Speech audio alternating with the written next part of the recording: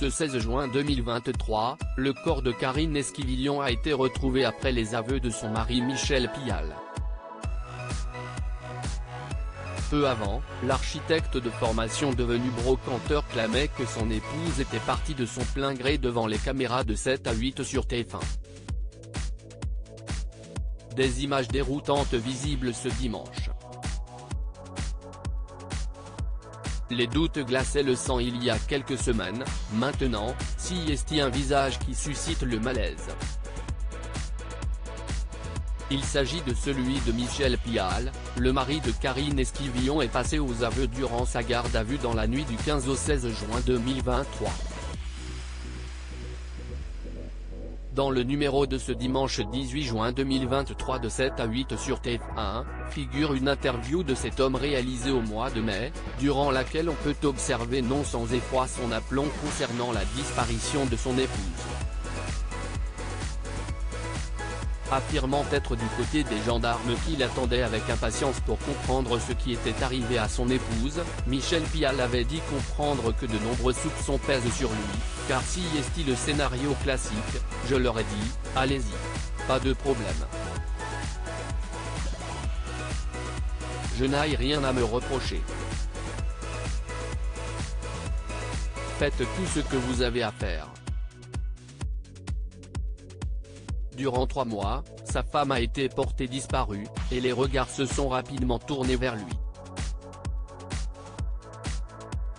Pour lui, si est évident puisque de nombreuses affaires vont dans ce sens, telles que l'affaire Daval ou encore, celle non élucidée pour l'heure, de Delphine Jubilard.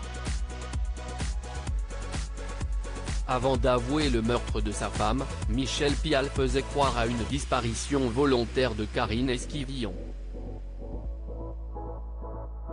Il était d'ailleurs le seul à y croire puisque ses enfants, elle en a 5, dont 2 de 12 et 15 ans avec l'actuel présumé coupable, sa sœur Adelaïde ou encore son précédent mari, n'y croyaient pas, certains qu'elle n'aurait jamais abandonné ainsi sa progéniture. L'accusé clamait de son côté qu'elle avait préparé son départ, arguant avoir reçu un SMS envoyé de son téléphone sur lequel on pouvait lire « Marre de vivre à deux, mais pas en couple. Je décide de partir, j'ai pris certaines choses, je reviendrai vers toi pour les enfants. »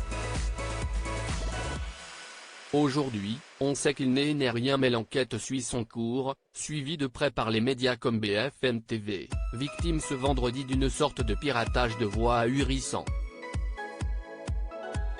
L'élaboration d'un scénario. Comment Michel Pial a-t-il pu accepter de faire cette interview, quelques semaines après avoir tué la mère de ses enfants? Quand on a tué quelqu'un, on bascule dans un monde mental totalement différent, explique Alain Roland Coutenceau, criminologue et psychiatre.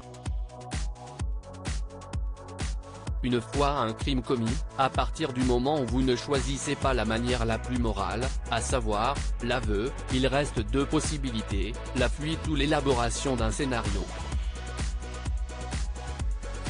Dans le cas du scénario, une fois le premier acte posé, la personne se retrouve prisonnière de l'histoire inventée et la complète au fur et à mesure, déroule le psychiatre. Mais cette construction n'est pas à la portée de tous les psychismes. La plupart des criminels sont affectés par leur acte et attendent dans une relative passivité, selon le docteur Coutenceau. Être capable comme si de rien n'était de participer à la construction d'un scénario alternatif est plus difficile pour le psychisme, et il faut pour cela un peu d'égocentrisme. Ensuite, le sujet devient pris au piège de son propre mensonge.